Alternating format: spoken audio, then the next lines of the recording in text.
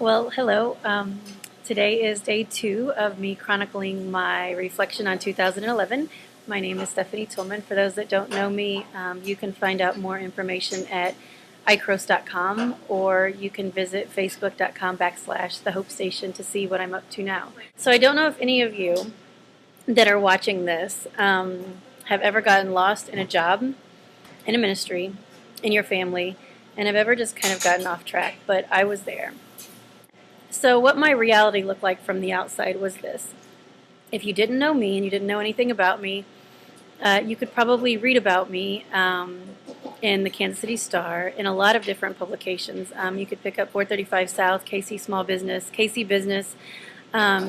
You could see my story on the Today Show, and you could see a lot about us on the web and social media. It looked like it was this great time for me and for our company. I mean, after all, I was the homeless girl, the girl that used to be an addict and an alcoholic, and all of a sudden had built an award-winning design firm. We grew 553% in a year. Uh, it went from me to 10 employees almost overnight. Process and procedure, um, accounting, HR, management, clients. I couldn't be the one talking to all the clients any longer, so I had to teach people and replicate myself. It was really, really hard. Somehow we weren't a company that helped ministries and businesses anymore. I was just a woman who was trying to get ahead of payroll and accounting and process and procedure. I just couldn't do it all. I was simply one person who at one point was really good at graphic design, but was definitely not so good at being a manager or a CEO. I'm only one girl. I could only do so much. I knew that God was doing something, and I knew that He had always prepared me from the moment that we walked into the homeless shelter to be ready to address these issues, and that He would want me to tell the story eventually. And now all of a sudden, there was no big PR campaign. All of a sudden, we're getting all of this news, we're getting all this visibility, and it was time. So I stepped into it and said, all right, let's tell it. What I learned is that the people that are hurting want to hear it. The people that need the information and want to know that they're not alone, they want to hear that. The media definitely wants to hear the story of the girl that was homeless and built an award-winning company. But the people that are around you don't necessarily want to hear it, because sometimes it reminds them that they haven't found their own dream and their own calling.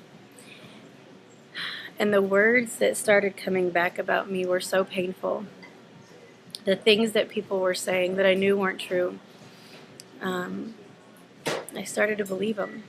Where at one point I was really excited about sharing my testimony, all I wanted to do now was just zip it and never say another word about it, because it would be much less painful to just be quiet. So I got to the place where I almost zipped it. For those of you that know me, that's a hard thing to do. And then I was driving one day, and it was probably one of my darkest days. There was so much adversity around me. The company that had started to grow so quickly was starting to collapse around me. We had grown too fast.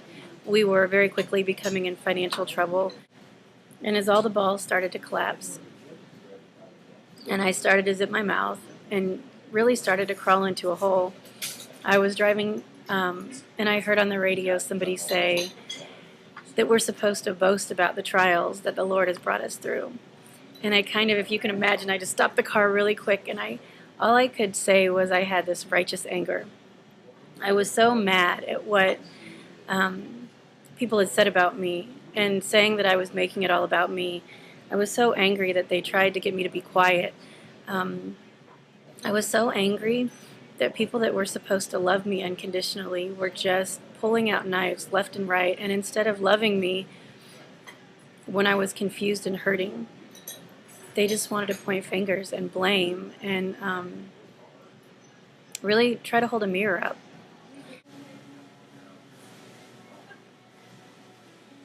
I don't know how to explain that moment. I felt like I was suffocating. I felt like I couldn't breathe.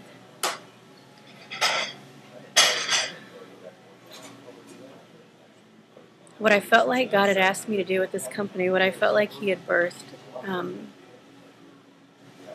it was suffocating me.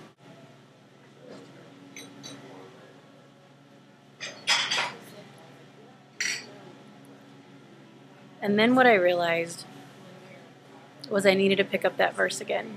But yet we rejoice in our suffering, because suffering produces perseverance. Perseverance, character, and character, hope. And hope will never disappoint us. While the biggest spotlight was on our company, and we were out there in the media, and we had just won all these awards, and people were talking about ICROS, and did you hear about that homeless girl that now has a company in Overland Park? And I would hear conversations like, oh, I just heard about you last week. And while the spotlight was the biggest, I had to make a decision.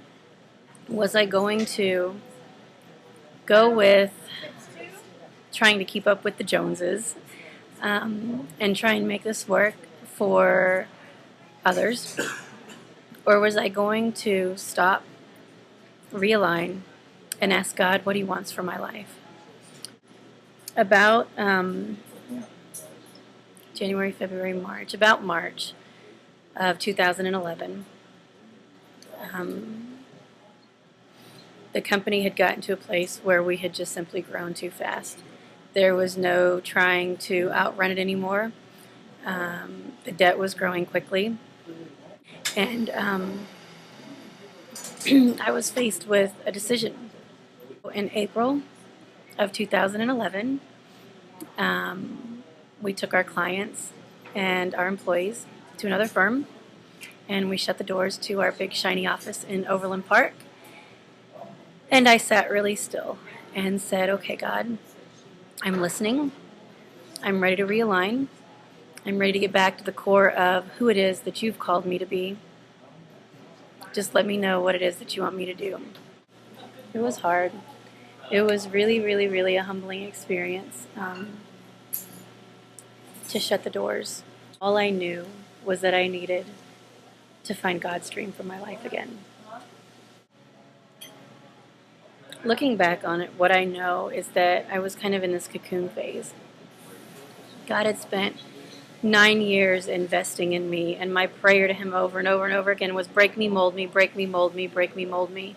When you pray that prayer, things happen to you that you don't necessarily want to happen to you.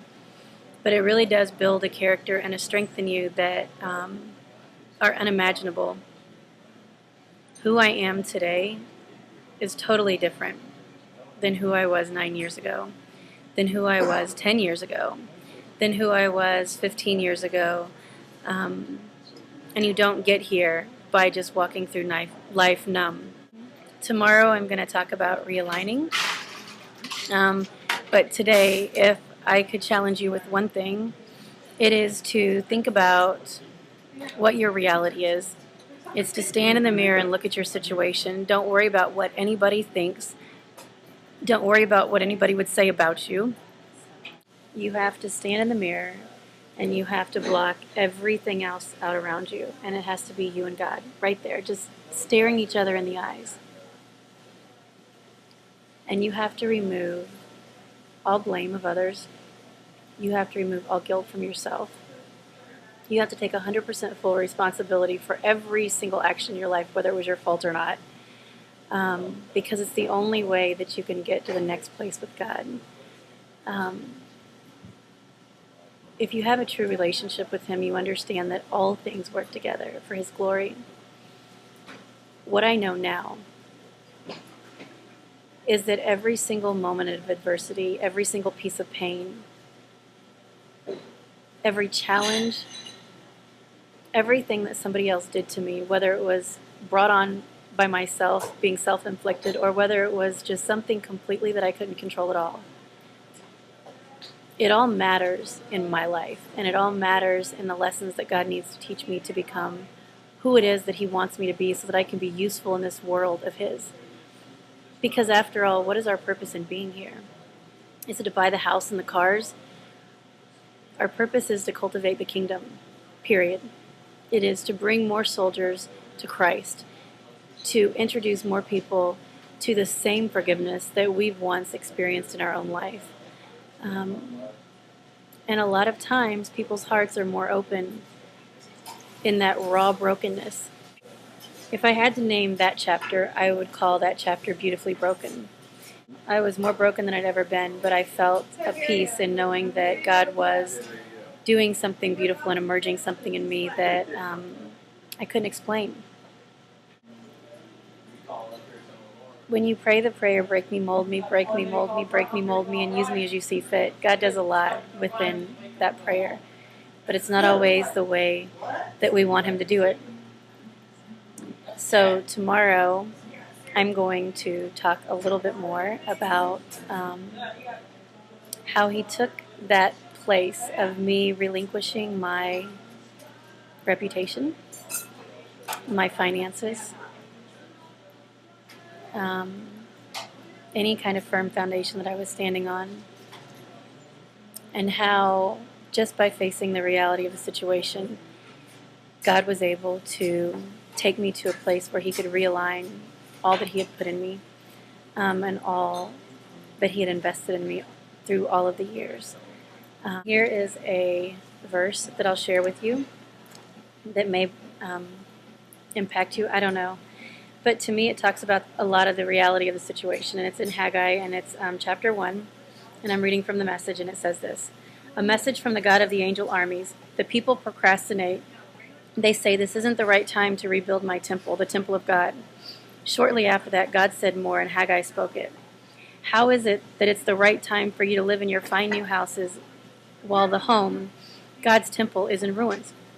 And then a little later, God of the angel armies spoke out again. "Take a good hard look at your life. Think it over. You've spent a lot of money, but you've not much to show for it. You keep filling your plates, but you never get filled up.